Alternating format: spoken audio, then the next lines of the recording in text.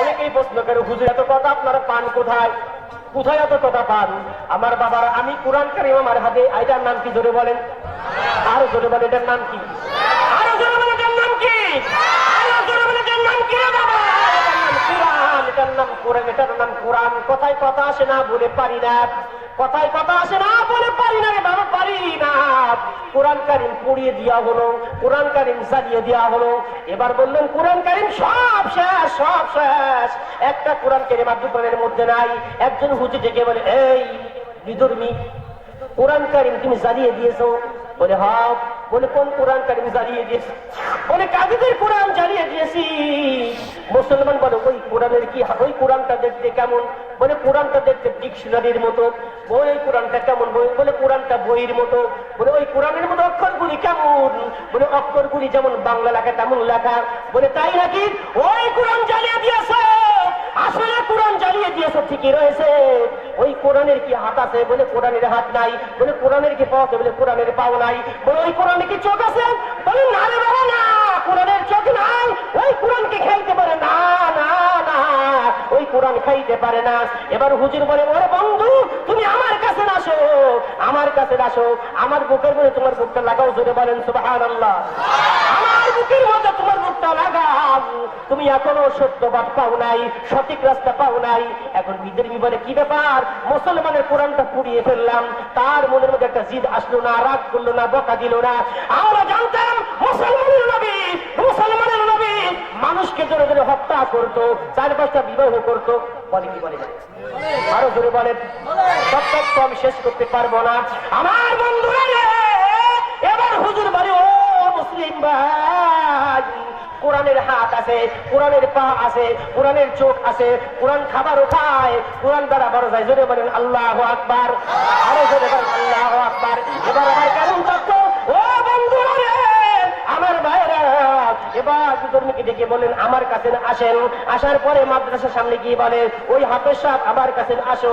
হাফেজ সাহেব বলেন, আঙ্কেল আমার তো তেলাওয়াত আছে। বলে তেলাওয়াত আছে ঠিকই আছে, তোমার হুজুরকে ডাকো। আমার বন্ধুরা, এবার হাফেজ সাহেব হাজির, ছাত্র হাজির। বলেন হাফেজ সাহেব আপনি তেলাওয়াত করবেন না, এই বাচ্চারা তেলাওয়াত করবে। এই বাচ্চারা তেলাওয়াত শুরু করে দিয়েছে। আউযু বিল্লাহি মিনাশ শাইতানির রাজীম। আল্লাহু আকবার। বিসমিল্লাহির রাহমানির রাহিম।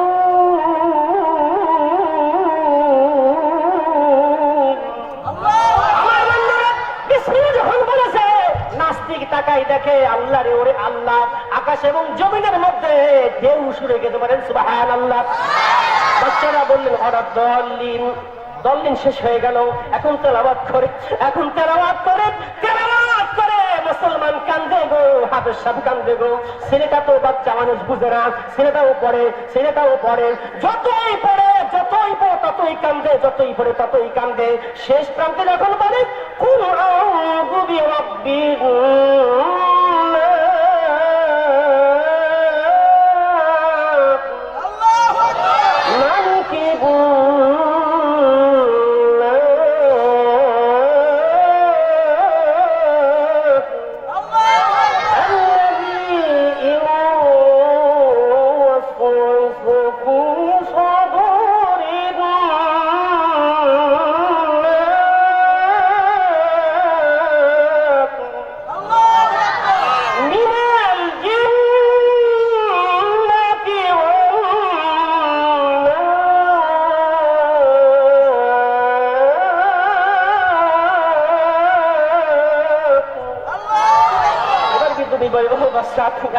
বন্ধ করে দিও না, বন্ধ করে দিও না।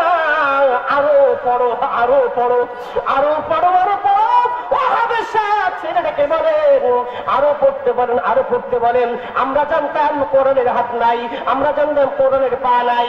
এখন দেখি না না না, এই কাগজের কোরআন যদি আমরা পুড়িয়ে দেই, এই কাগজের কোরআন যদি আমরা পানিতে ফেলে দেই, সম্ভব না রে বাবা, সম্ভব না, সম্ভব না রে বাবা, সম্ভব না। বলি কেন সম্ভব না, কেন সম্ভব না? এই কোরআনটা যেই বুকের মধ্যে লেগেছে, এই বুকের ভিতরে যদি কম্পিউটার লাগানো হয়, কম্পিউটার লাগানোর পরে এই বুককে চিরা হলো, ছুরি দিয়ে চাক্কা চাক্কা করা